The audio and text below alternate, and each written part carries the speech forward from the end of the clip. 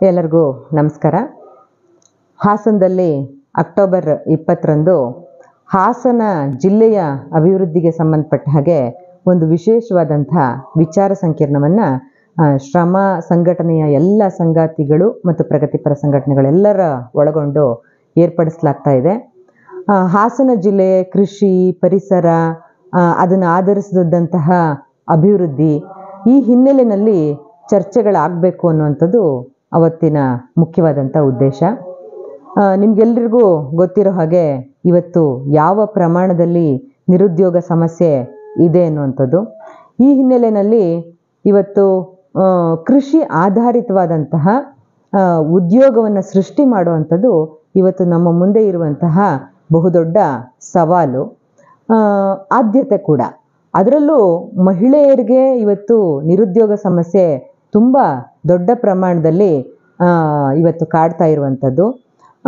ಅವರಿಗೆ ಬೇಕಾದಂತಹ, ಅದರಲ್ಲೂ ತುಂಬ ಕಡಿಮೆ ವಿದ್ಯಾಭ್ಯಾಸ ಮಾಡಿರುವಂತಹ ಅಥವಾ ವಿದ್ಯಾಭ್ಯಾಸನೇ ಮಾಡಿಲ್ಲದೆ ಇರುವಂತಹ ಅನೇಕ ಮಹಿಳೆಯರು ಕೂಡ ಇವತ್ತು ನಮ್ಮೊಂದಿಗಿದ್ದಾರೆ. ಅವರೆಲ್ಲರೂ ಕೂಡ ಬದುಕಿಗಾಗಿ, ಉದ್ಯೋಗಕ್ಕಾಗಿ ಬೇರೆ ಬೇರೆ ದಾರಿಗಳನ್ನ ಹಿಡಿಬೇಕಾದಂತಹ ಸಂದರ್ಭ ಕೂಡ ಇವತ್ತು ಬಂದಿದೆ.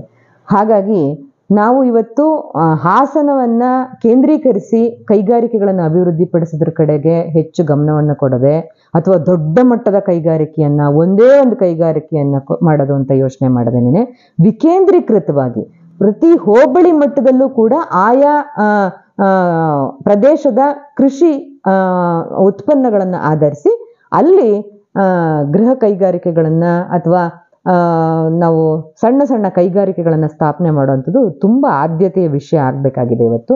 ಮತ್ತು ಹಾಸನದ ಪರಿಸರಕ್ಕೆ ಸಂಬಂಧಪಟ್ಟ ಹಾಗೂ ಕೂಡ ಬಹಳಷ್ಟು ಸಮಸ್ಯೆಗಳು ಇವತ್ತಾಗಲೇ ಎದುರಿಸ್ತಾ ಇದೆ. ಪಶ್ಚಿಮ ಘಟ್ಟದ ಮೇಲೆ ಆಗ್ತಾ ಇರುವಂತಹ ಈ ಪ್ರಾಕೃತಿಕ ಒಂದು ವಿಕೋಪಗಳಿಂದಾಗಿ ಇವತ್ತು ಯಾವ ಪ್ರಮಾಣದಲ್ಲಿ ವನ್ಯಜೀವಿಗಳ ದಾಳಿ ನಡೀತಾ ಇದೆ ಅನ್ನೋದು ನಮಗೆಲ್ಲರಿಗೂ ಗೊತ್ತಿದೆ. ಈ ಹಿನ್ನೆಲೆಯಲ್ಲಿ ಇದನ್ನು ಹೇಗೆ ಎದುರಿಸೋದು, ಮತ್ತು ಅಲ್ಲಿ ಬೆಳೆಗಾರರಿದಾರಲ್ಲ, ಕಾಫಿ ಬೆಳೆಗಾರರು ಇರ್ಬೋದು ಮತ್ತು ಅಲ್ಲಿಯ ಬೆಳೆಗಾರರು ಎದುರಿಸ್ತಾ ಇರುವ ಸವಾಲುಗಳಿರ್ಬೋದು, ಅದನ್ನು ನಾವು ಹೇಗೆ ಅಡ್ರೆಸ್ ಮಾಡಬೇಕು ಅನ್ನೋದು ಕೂಡ ಇವತ್ತು ತುಂಬ ಮುಖ್ಯವಾದಂಥ ವಿಷಯ. ಮತ್ತು ಈ ಬರ ಮತ್ತು ನೆರೆ, ಇದನ್ನು ಇವತ್ತು ಎರಡನ್ನೂ ಕೂಡ ಏಕತ್ರಗೊಳಿಸಿ ಹೇಗೆ ಇದನ್ನು ಎದುರಿಸಬೇಕು ಅನ್ನೋದು ಕೂಡ ಇವತ್ತು ತುಂಬ ದೊಡ್ಡ ಸವಾಲು. ಯಾಕೆ ಅಂತಂದರೆ ಕಳೆದ 2015-16ರಲ್ಲಿ ತೀವ್ರವಾದಂಥ ಬರ ಬಂದು ಇಡೀ ಹಾಸನ ಜಿಲ್ಲೆಯನ್ನು ಈ ಕರ್ನಾಟಕದಲ್ಲಿ 16 ಜಿಲ್ಲೆಗಳಲ್ಲಿ ಇದು ಕೂಡ ಒಂದು ಶಾಶ್ವತ ಬರಪೀಡಿತ ಜಿಲ್ಲೆ ಅಂತ ಘೋಷಿಸಲಾಗಿತ್ತು.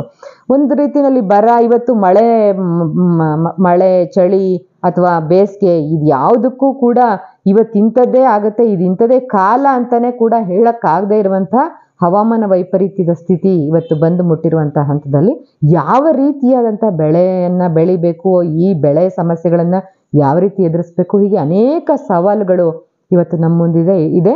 ಅದನ್ನೆಲ್ಲವನ್ನು ಎಲ್ಲರೂ ಕೂಡಿ ಇವತ್ತು ಅನೇಕ ತಜ್ಞ ವಿದ್ವಾಂಸರು ಈ ಕಾರ್ಯಕ್ರಮಕ್ಕೆ ಅಕ್ಟೋಬರ್ 20ಕ್ಕೆ ಆಗಮಿಸ್ತಿದ್ದಾರೆ.